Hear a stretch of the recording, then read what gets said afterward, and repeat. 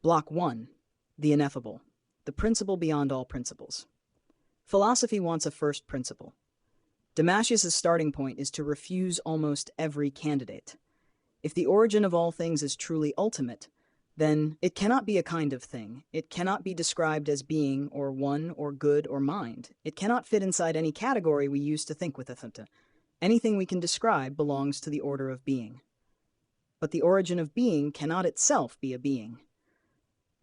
So Damascus posits, open quote, the ineffable, the absolutely unsayable, beyond being and non-being, beyond unity and multiplicity, beyond affirmation and negation, close quote. We do not know what the ineffable is. We only know that it must be if the whole realm of being is not to be its own origin. From the very first step, he builds in a limit. There is something beyond thought and being that philosophy can never cross into. Block 2. Why the ineffable must be posited. Damascus doesn't posit the ineffable as a mystical extra. He argues his way to it.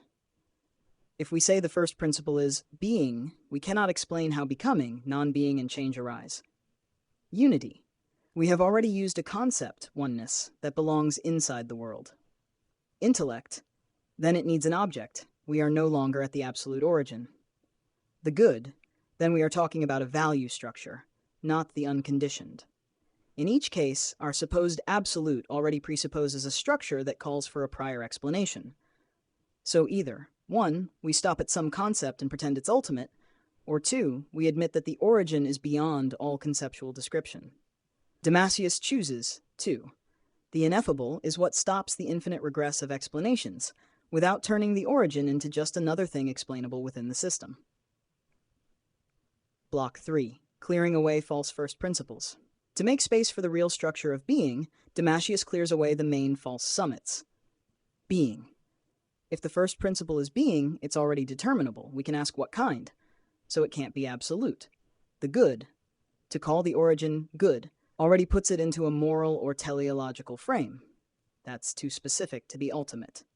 1 as concept. If the one is a concept we understand, then it's one object among many in Nous, not what lies beyond understanding. Intellect, mind. If the first principle is mind, then it implies a relation, knower, known. A relation is not absolute. This doesn't mean these words are useless. They will all appear later as high levels within being. But they are no longer allowed to pretend they are the first principle. The absolute is ineffable. Everything else is already downstream. Block 4. The one as first principle within being. Once the ineffable is set beyond reach, Damascus turns to what is reachable as the top of being. Open quote, the one, close quote. The one is the first intelligible, the highest unity that still belongs, to being the apex of the circle of reality, the limit where thought still has something to think. It is not the absolute, that title belongs to the ineffable, but it is the first cause inside the order of being. From the one, the entire structured hierarchy of reality descends. Intellect, soul, nature, bodies. The one is perfectly simple, prior to all multiplicity, not yet intellect, but the source of intelligibility, the inner rim of the circle of being. This is the highest point the soul will ever truly reach. Block 5. The Henads, the many unities that radiate from the one. If the one is absolutely simple, how do we get a rich, varied cosmos? Through Henads, open quote. Henads are ones, divine unities, each a kind of irreducible focus of causality, refracting the one without dividing it, close quote. They are not parts of the one, not separate gods in a crude sense, more like distinct ways the one shines into the cosmos. Each Henad is a unity, gathers a chain of beings under itself, colors the procession from the one in a particular way. You can think of them as Zeus-like, Athena-like, Apollo-like modes of unity, each one a different tone of the one, each linking the one to a specific pattern of order. Thus we get plurality of unities without splitting the one.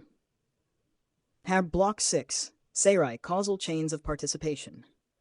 From each Henad, a chain, Sera, descends. A chain is a vertical lineage of beings, all patterned by the same Henadic mode, stretching from high intelligible forms down to lower psychic and natural expressions.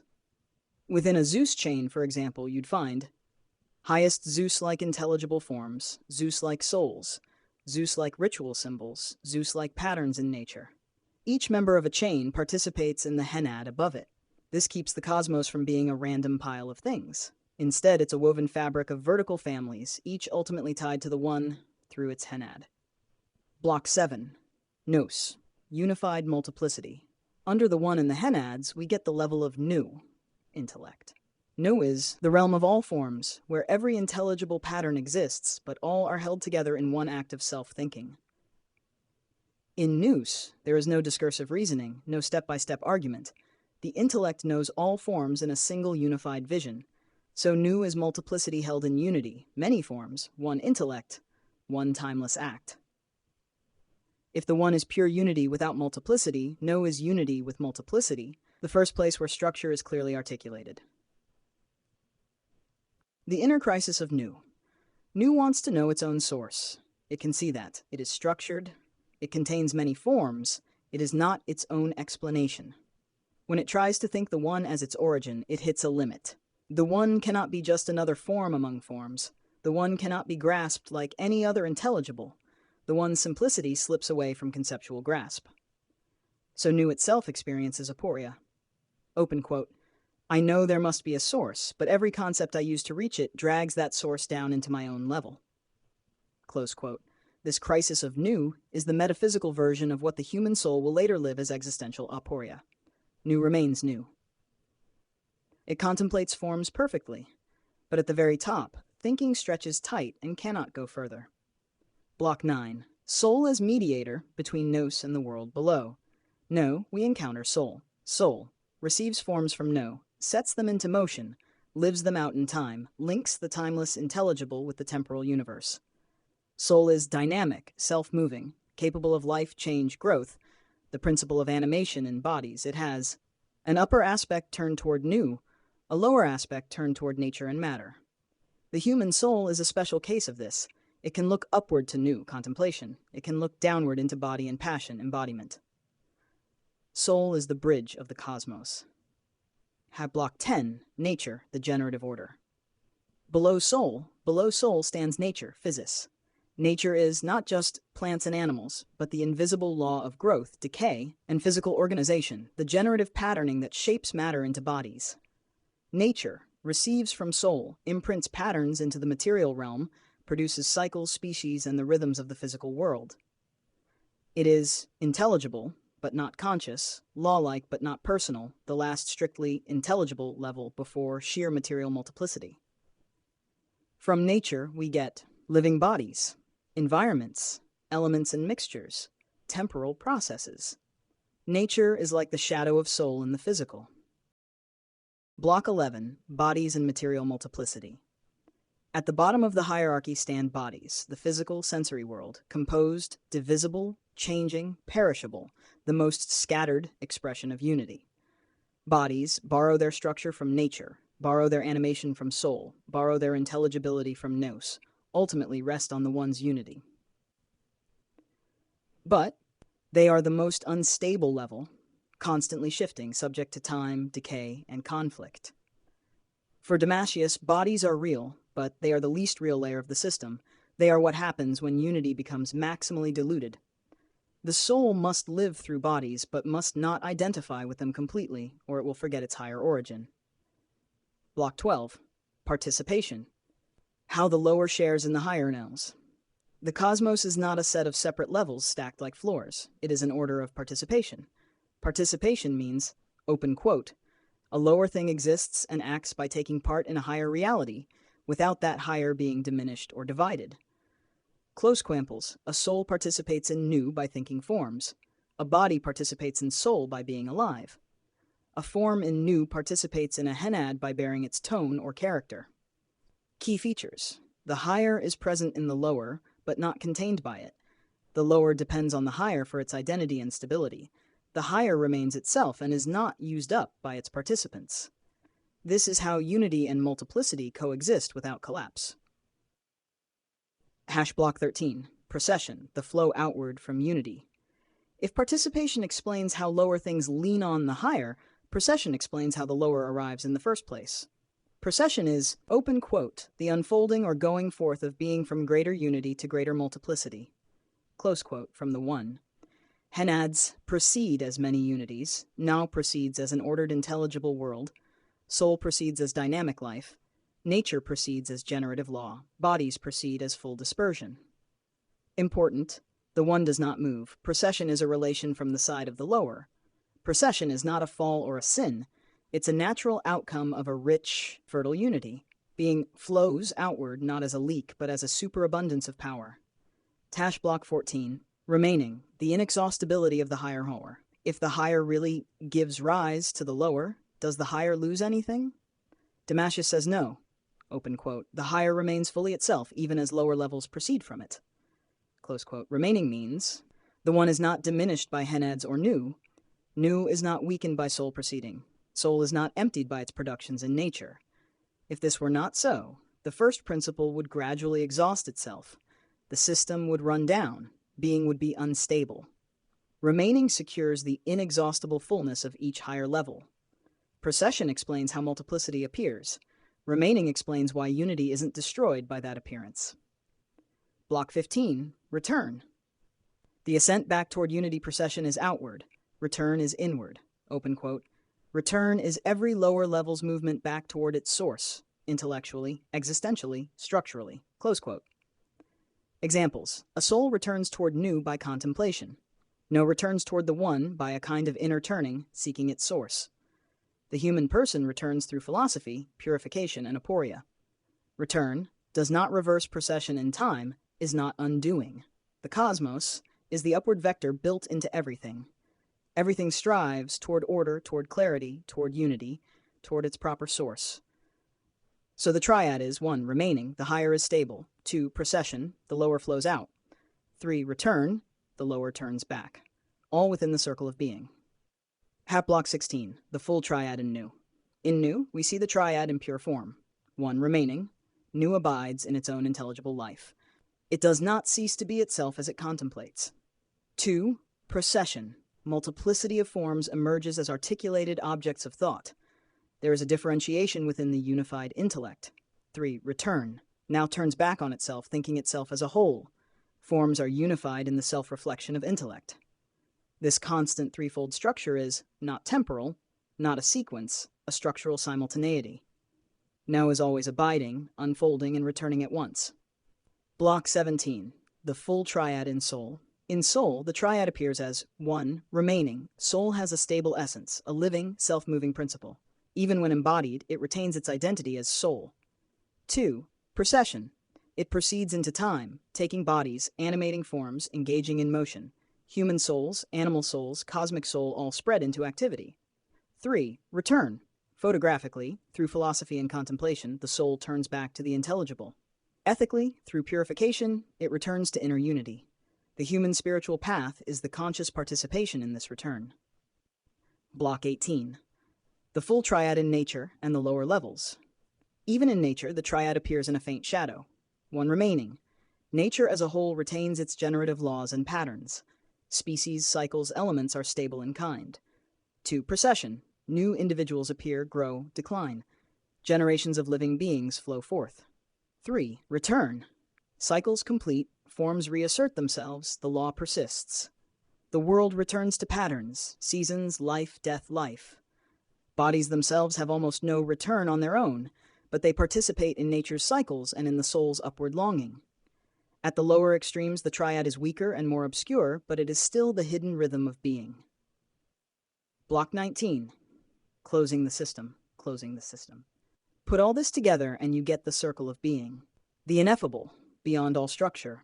The one as the first intelligible unity and boundary of being. Henads as many unities under the one. Nous as the unified multiplicity of forms. Soul as the mediator and life principle. Nature as the generative order. Bodies as sensible multiplicity. The triad, remaining, procession, return, is the inner law of this entire circle. Key point, the circle is complete and closed. Nothing inside it is the ineffable. Nothing inside it can transcend its own circlehood. The ineffable is not a higher layer of the same circle. It is outside all layers. Philosophy's job is to understand the circle, inhabit it fully, go as high as possible, and then stop at the limit with honesty. Block 20. Participation in detail.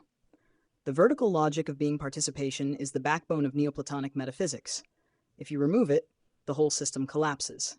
Participation means, open quote, the lower is what it is because it shares in a higher level, yet the higher is not diminished by this sharing. Close quote. Damascus makes the structure precise. 1. Presence without containment. The higher is present in the lower but is not contained by it. Example, the form of triangle is present in a drawn triangle, but it is not inside that drawing like ink in paper. 2. Dependence without identity. The lower depends on the higher but is not identical with it. My act of reasoning depends on Nous, but I am not identical with Nous. 3. Multiplicity without division. Many things can participate in one cause without dividing it. Many souls share Nous. Many bodies share nature. Many Henads share in the one. The one is not broken by multiplicity. It remains intact. And number 4, participation is not imitation. It's deeper. The lower truly is what it is by this participation. A body is a body not by resemblance, but by active dependence on nature and soul. 5. Participation is not symbolic. It is real, ontological structure. Not metaphor, not analogy, not projection. Because participation is real, the world is not random, causality has depth, hierarchy is stable, ascent is possible. Participation is the glue that binds the circle. Block 21, Procession in detail. The expansion from unity to multiplicity. Procession is the outward movement of being. It explains why there are many things rather than just the one. Procession is not creation in time, a decision, a fall, an accident, a deficiency. It is, open quote, the natural, overflowing emergence of lower levels from higher ones, close quote. The one. The one Henads, the one is too simple to produce multiplicity directly. The Henads appear as the first articulated unities. 2. Henads now. Each Henad gives now its tone. Nous is structured according to the multiplicity of divine unities. 3. Nous, soul now is complete and timeless. Soul emerges as the power of life, motion, and temporal unfolding. 4. Soul nature. Soul's dynamism becomes the generative patterns of nature. 5. Nature. Bodies.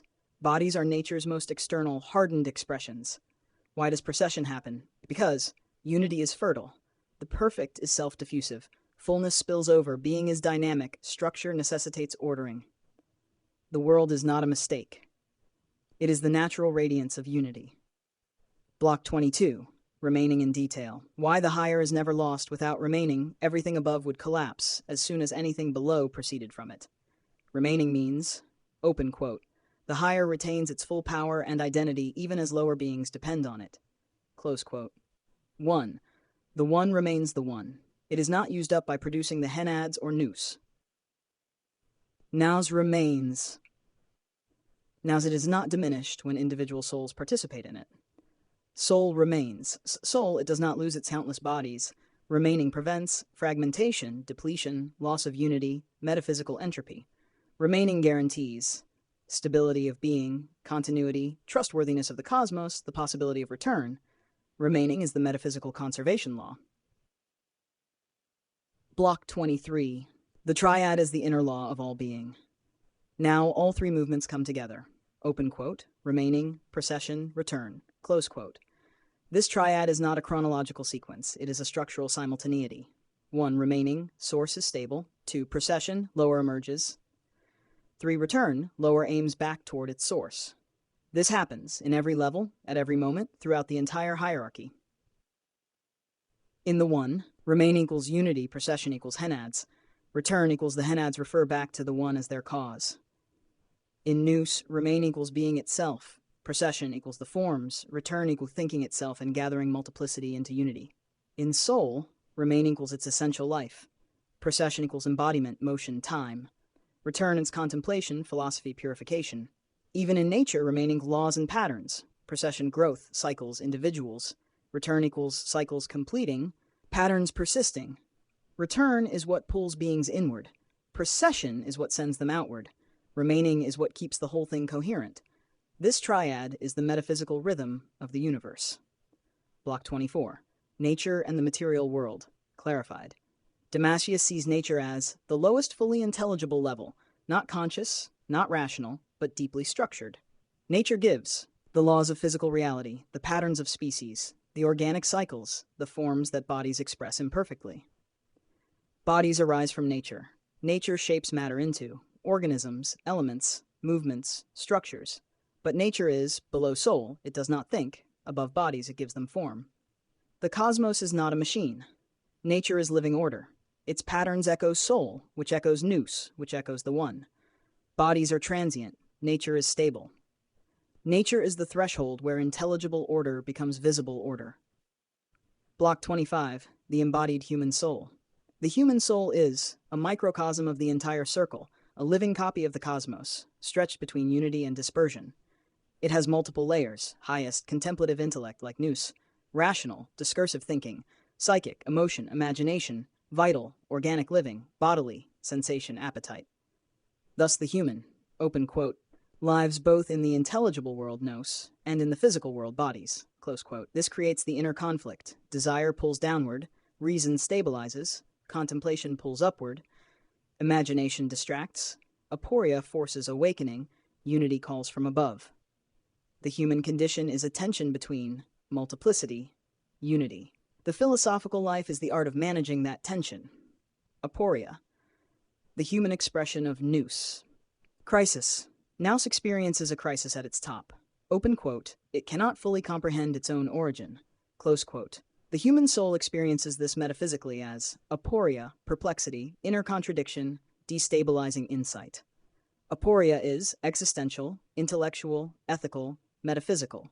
It appears as the sudden awareness that values conflict, the realization that beliefs contradict, the collapse of false certainty, the shock of recognizing limits. Aporia is pain, but also the birthplace of philosophy. Without aporia, no purification, no dialectic, no contemplation, no assent. It is the soul's internal echo of Nous' outer limit. Block 27, aporia as method, the philosophical triad. Aporia is not just a crisis, it becomes a method built on a triad. 1. Affirmation. State the strongest possible version of the idea. 2. Contradiction. Expose the internal limits, collapse the claim. 3. Suspension. Do not replace it with a new claim. Stop. Remain. Accept not knowing. Suspension is not confusion, it is clarity without assertion, openness without fabrication, the readiness for real contemplation. This is the human micro-version of Nous hitting its own boundary. Block 28. Ethical purification. Ethics is not moralism, it is metaphysical hygiene. Its purpose is, open quote, to reduce inner multiplicity so the soul can turn upward. Close quote. Purification means moderating appetite, calming emotions, simplifying life, avoiding excess, cultivating honesty, practicing restraint, maintaining proportion. These make the soul lighter, clearer, more unified. Purification prepares the soul for contemplation. Without purification, contemplation fails. Now block 29, contemplation, participation in Nous. Contemplation is not imagination, not fantasy, not meditation in the modern sense, not trance. It is, open quote, the soul's act of beholding intelligible unity directly, without discursive steps. Close quote. What it sees, forms, order, unity in multiplicity, the structure of being, the beauty of the intelligible. This is the closest the soul ever comes to Nous, stable, inward, luminous, unified, peaceful. Contemplation is the center of the philosophical life. Block 30, the threshold of cognition, recognizing the limit. At the highest point of contemplation, the soul reaches, open quote, the One, unity beyond multiplicity, boundary of the intelligible, close quote. Here thought discovers, it cannot go further, it cannot grasp the origin, it cannot conceptualize the One as it is, it cannot think beyond unity. This is not failure. It is the highest success of philosophy, to see the limit, clearly, calmly, without illusion. This threshold is the metaphysical apex of human cognition. Block 31, final silence, the mature stance at the boundary. After aporia, after contemplation, after the soul ascends to the One, there is one final act, open quote. Close quote. Not the silence of ignorance, not the silence of mysticism, not the silence of withdrawal, not theatrical silence, but the silence of intellectual honesty. The soul sees, the One is the highest intelligible unity. Beyond it lies the ineffable. The ineffable cannot be known, named, negated, approached, or united with. Any attempt to go beyond the One collapses into fantasy. So the soul stops. Silence here means ceasing to force the intellect beyond its proper object, refusing metaphysical overreach, standing at the limit without collapsing into dogma or myth, yielding to the necessary boundary of thought. This final silence is the philosophical version of Nous' own inability to grasp its source. It is lucid, not empty, clear, not confused, peaceful, not resigned. It is the highest possible human response to the structure of reality. Block 32. Symbol after silence. Restoring meaning without illusion. Once silence is established, another movement becomes possible. Open quote. The symbolic imagination returns, but cleansed. Close quote. Before silence, symbols are dangerous. They are easily mistaken for literal truths or smuggled in metaphysics. After silence, symbols become pointers, analogies, gestures, mythic mirrors, ways of orienting feeling, ways of activating the imaginal layer. But never doctrine, metaphysical assertion, literal cosmology, spiritual authority, claims about the ineffable symbol after silence is safe because the boundary is already known. It enriches the life of the soul without confusing it. This is the proper use of divine names, myths, rituals, images, poetic triads, liturgical forms. They become tools of psychic and spiritual alignment, not claims about the ultimate. Act Block 33. The circular completion. At this point, everything is gathered. The ineffable outside. The one as boundary. Nous, holding all forms in unity. Soul, mediating life and motion. Nature, generating physical order. Bodies, the far edge of dispersion. Remaining, procession, return are the inner movements. Aporia, contemplation, silence are the human echoes. Ethical purification harmonizes the lower. Contemplation attunes the middle. Silence purifies the peak. Integration synthesizes the whole. Thus, open quote, being is a closed circle. Nothing inside reaches the outside. Nothing outside collapses into the inside. Close quote. The philosopher knows this, lives this, stands exactly where human nature allows, at the summit of being, looking at the boundary, acknowledging the beyond. This is the completed metaphysical map. Block 34, the human position within the circle. After the circle is understood in full, the final question is, where does the human belong? Answer, open quote. The human soul is inside the circle, capable of rising through every layer, but incapable of crossing the boundary. Close quote. This is both the soul's greatness, it can ascend beyond nature, and its humility, it cannot transcend, no, the one, the ineffable. The human condition has three signatures. 1. Double orientation, upward toward Nous and the one, downward toward body and multiplicity. 2. Capacity for aporia, intellectual self-recognition, inner conflict becomes a pathway upward. 3. Capacity for integration, the ability to harmonize, body, soul, mind, contemplation, silence. In the end, the human achieves a stable contemplative life inwardly, an active ethical life outwardly, acknowledgement of the limit above, participation in unity below it. This is the completion of the human arc. The philosopher becomes a living microcircle, aligned with the great cosmic circle. Block 35. Staying within the circle, the discipline of never overreaching. After the ascent, contemplation, boundary recognition, and final silence, the philosopher's first ongoing responsibility is, open quote, never step outside the circle of being through imagination or assertion, close quote taught. This is one of the most important Damascean principles. What does overreaching mean?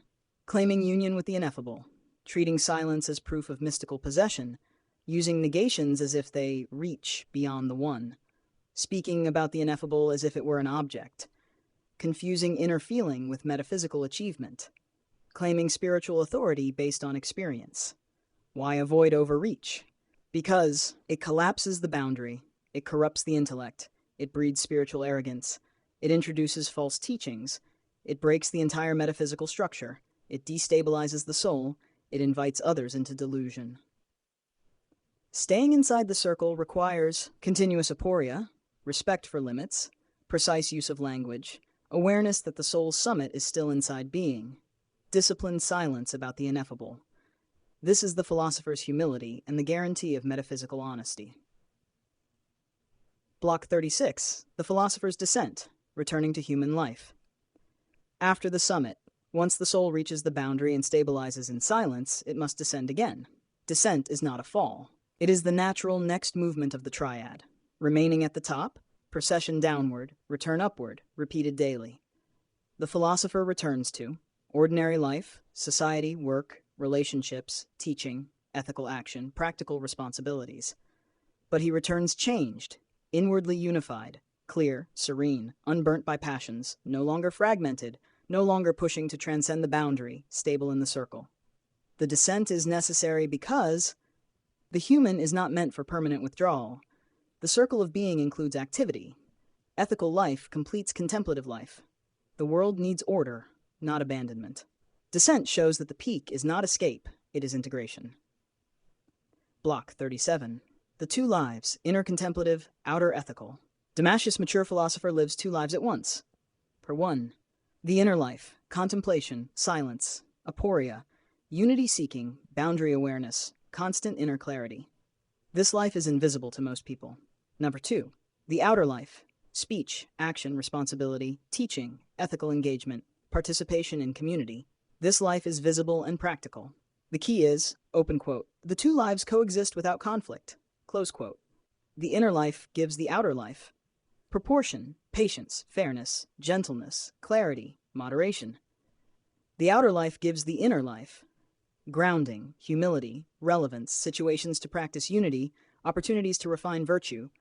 The sage is not torn between them. He becomes the bridge between intelligible and embodied existence. Block 38, aporia. After enlightenment, the gentle, permanent non-knowing.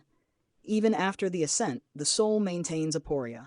But this aporia is no longer painful or destabilizing. It becomes gentle, stable, calm, beautiful, foundational. It is a kind of, open quote, peaceful not knowing that protects the soul from false certainty, close quote. Why aporia persists? Because the ineffable remains beyond thought. The one cannot be fully conceptually grasped. Nous structure is inexhaustible. Unity never becomes a possession. Thought must always return to its limit. After enlightenment, aporia is not a crisis, not a contradiction, not a collapse. It is a way of breathing, a way of thinking, a way of feeling, a way of living in the circle honestly. Aporia becomes the soul's natural posture. Block 39. Symbolic conduct. Using symbols safely after silence. We return to symbol, but purified. Once the boundary is integrated, myth, image, divine names, rituals, poetry, sacred gestures, triads, oracles, diagrams all become useful again. But now they are used correctly. Symbol is a tool, not a truth. Symbol points, it does not claim. Symbol orients, it does not assert. Symbol awakens, it does not define. The philosopher uses symbols to elevate the imagination, purify emotion, express inward truths in outward forms, communicate insights to souls below. Now, guide without coercing. Symbolic conduct is the philosopher's bridge to the emotional and imaginal layers of other human beings. It is not doctrine, it is service. Block 40, the four modes of speaking. One of Damascus's most practical teachings, open quote. The sage uses four kinds of speech, each in its proper place. Close quote. 1. Literal speech. For practical matters, daily life, clear communication, no symbolism needed. 2. Dialectical speech. For philosophical minds, exposes contradictions, leads to aporia, purifies thought. 3. Symbolic speech. For imaginative religious souls, uses myths, images, names, orients the listener toward unity. 4. Silent speech at the boundary, before the ineffable, in the presence of what cannot be said, for advanced souls. The error is mixing modes. Symbolic speech used literally, superstition. Dialectic used on the unprepared, confusion. Silence used theatrically, arrogance. Literal speech used on the contemplative, flattening. The sage matches the speech to the soul. This preserves harmony. Block 41. The philosopher as a living diagram. After integration, the sage becomes, open quote, a living embodiment of the circular structure of being, close quote. Inwardly, unity, clarity, contemplative orientation, awareness of the boundary, harmonious desires, disciplined imagination, stable aporia, quiet soul, active return toward now, outwardly, proportion, moderation, kindness, justice, practical wisdom, appropriate speech, calm action, social integration. The sage is not trying to be symbolic. He is symbolic.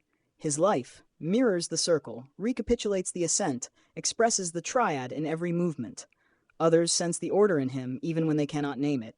The sage teaches by existence. Block 42. The circle as daily practice. Once the philosopher has ascended, reached silence, and descended again, the system becomes daily life. This is not dramatic. It is minute-by-minute alignment. Damascus teaches a kind of micro-triad that repeats all day. 1. Remaining. You hold your inner center, calm breath, simple presence, clarity about what you're doing, no fragmentation, no emotional scattering. 2. Procession. You act, conversation, work, movement, decisions, responses, speech, meeting the world. This is outward motion. Return. You turn back inward, short reflection, recollective breath, check your orientation, recall the boundary, remain honest and proportioned, release unnecessary strain. The key discovery, open quote, the whole metaphysical system becomes a psychological rhythm all day long. Close quote. With each cycle, the soul purifies, simplifies, harmonizes, grows in unity, strengthens its inner silence, becomes more ordered. The philosopher becomes a gentle, ongoing triad. This is the lived Damascean path. Block 43. 3 kinds of souls. Orientation determines destiny. Not all souls approach the circle in the same way. Damascus recognizes 3 fundamental types, based on their inner orientation and capacity. 1. The first kind, exterior souls. These souls identify with body, appetite, sensation, literal belief, emotional reactions, social identity, pleasure, and avoidance. Their lives revolve around the lower arc of the circle: nature, bodies, instinct, reaction. Their afterlife is simply a continuation of this level until they reincarnate. They are not blameworthy, they simply live in the region they understand. Number 2. The second kind, philosophical souls. These souls can face aporia, question habit, examine emotion, climb toward new, contemplate unity, simplify desire. They live in the middle arc, soul lower in ethical life, contemplation, aporia. They ascend through purification and contemplation. Their afterlife continues at this level, possibly with further ascent. Number 3. The third kind, boundary souls, sages. Rare souls who naturally approach unity, tolerate silence, endure contradiction, value truth over belief, live near the one, understand the boundary instinctively, integrate the whole circle. They live near the top, Nous, one, final silence. After death, they remain near this level. They do not reach the ineffable, because no soul does, but they are as close as possible to unity. Orientation determines everything. Where the soul faces, there it lives. Block 44. Limits of philosophy, what can and cannot be known. Damascus is unique in insisting that philosophy has a precise domain, a hard boundary, legitimate and illegitimate tasks. What philosophy can do: describe the structure of being, ascend from bodies to nature to soul to nous, articulate the one as the highest unity, map the triadic motions, purify the soul, guide contemplation, identify the boundary, bring the soul to final silence, integrate the two lives, stabilize human nature. What philosophy cannot do: describe the ineffable, conceptualize the absolute first principle, produce mystical union, bypass aporia, reach beyond being, guarantee salvation, eliminate the limit between being and beyond being, turn negation or silence into a higher knowledge, collapse the one into the ineffable. Philosophy ends where the one begins. From there, no thought, no symbol, no negation, no theology, no system, no revelation can cross into the beyond. Recognizing these limits is the highest philosophical act. Block 45. Final integration. The whole soul brought into harmony. Integration is not one moment. It is a stable configuration of the entire human being. The components. 1. Emotional integration. Desire simplified, anger moderated, fear clarified, pleasure purified, grief understood, joy unpossessive. Number 2. Rational integration. Thought proportioned, dialectic disciplined, contradictions accepted, concepts used but not worshipped, speech matched to context. 3. Spiritual integration. Contemplation regular, silence accessible, orientation stable, inward unity strong, boundary awareness constant. Practical integration. Work done competently, relationships tended thoughtfully, daily life ordered, ethical actions consistent, responsibilities embraced. Integration means, open quote, nothing in the person fights anything else. Everything moves in a single harmonious rhythm, close quote. The soul is no longer split between body versus mind, emotion versus reason, contemplation versus life, unity versus multiplicity. The soul becomes centered, clear, gentle, effective, resilient, whole, inwardly luminous. This is the fully integrated human in the Damascean system. Block 46. The philosopher in community, quiet influence, not authority. Once the sage is integrated, he re-enters community, but not as a guru, priest, or dictator. His presence is subtle. 1. He does not impose doctrine, because he knows. Most souls cannot receive metaphysics directly. Symbolic speech must be used carefully. Literal speech is usually sufficient. Doctrine imposed becomes dogma. 2. He does not assert spiritual superiority, because he knows. Everyone lives at the level their soul can bear. The boundary applies equally to all beings. Humility is required by the structure of the circle. The ineffable is unreachable by all. 3. He influences quietly. The sage's influence is like proportion, calm, honesty, fairness, non-reactivity, gentle alignment, reflective silence, clear seeing. Others feel the order in him and reorganize themselves around it without him forcing anything. Nasher 4. He uses the 4 modes of speech deliberately. Literal for daily matters, dialectical for philosophical minds, symbolic for imaginative souls, silence for the advanced Tian. This makes him an invisible center of community life, a still point. Now block 47, the future of the soul after death. Damascus is careful and sober. He gives no fantasies here. The soul's condition after death is exactly continuous with its condition in life. There is no reward-punishment system. There is no mystical shortcut. There is no sudden leap into transcendence. After death, the soul continues at the level of its true orientation. 1. Exterior souls remain bound to lower psychic and imaginal layers. They reincarnate, often quickly, because their desires cling to body and sensation. They do not suffer punishment, they simply resume the life they are oriented toward. 2. Philosophical souls remain within the middle layers of soul and nous. Their contemplation continues, their purification deepens, they may reincarnate for further refinement. 3. Sages, boundary souls, remain near the one in a stable, quiet clarity. Not union, not transcendence, but the highest achievable within being. They do not reincarnate unless the soul chooses service. They abide in an intelligible serenity. What does not happen? No union with the ineffable, no crossing the boundary, no becoming God, no annihilation, no merging, no mystical leap. The circle remains closed even in death. Death is simply removal of bodily distraction, continuation of soul's true level, deepening of its existing trajectory. The philosopher knows this and lives accordingly. Block 48, the 4 final dangers. Even after integration, 4 dangers remain. They are subtle and very difficult to detect in oneself. Number 1, inflation. The soul believes its maturity entitles it to authority. This corrupts the boundary and leads to spiritual pride. 2, escapism. The soul tries to remain in contemplation and avoids descending into ethical and practical life. This splits the 2 lives and creates inner fragmentation. 3, symbol overtake. The soul begins interpreting symbols literally, or begins creating new symbolic systems and mistaking them for metaphysical truths. This leads back into dogma and fantasy. 4, false silence. The soul confuses withdrawal, numbness, dissociation, detachment, stoicism, spiritual passivity with real final silence. True silence is awake, clear, alert, honest, humble, boundary aware. These 4 dangers are the last challenges of the sage. Block 49. The hidden influence of the sage. The sage has an effect on others that is not always visible. 1. He stabilizes the emotional field around him. People feel calmer near a unified soul. Conflict reduces. Conversations soften. Insight emerges. 2. He reorganizes others without words. The sage's inner structure becomes an external order. Others feel proportion, clarity, simplicity, truthfulness without him saying a word. 3. He increases honesty in others. Because he cannot be manipulated, others drop their masks. 4. He reduces fantasy in others. Because he lives at the boundary of thought without crossing it, others naturally stop making exaggerated claims or indulging in pseudo-mysticism. 5. He awakens contemplation.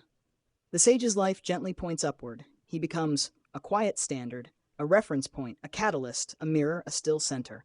His influence is real, even if unacknowledged. Block 50, Portrait of the Completed Sage. Damascus's final image is not dramatic. It is subtle, dignified, and deeply human. 1. Inwardly, the sage is unified, balanced, contemplative, silent at the boundary, honest about limits, luminous, inwardly simple, inwardly deep, without arrogance, without confusion, without fear. Outwardly, he is calm, gentle, patient, moderate, practical, competent, proportioned, grounded, socially integrated. 3. In speech, he uses literal speech appropriately, dialectic precisely, symbols carefully, silence wisely. 4. In action, he performs duties without strain, acts of justice without pride, acts of compassion without sentimentality, acts of order without rigidity. 5. In death, he continues near the One, not united, not transcendent, but serene. 6. In legacy, he leaves no dogma, no cult, no school claiming divine revelation, only clarity, silence, and proportion. The completed sage is, open quote, a human who has fully inhabited the circle of being and rests quietly at its boundary. Close quote. This is the end of the 50-block Damascene system.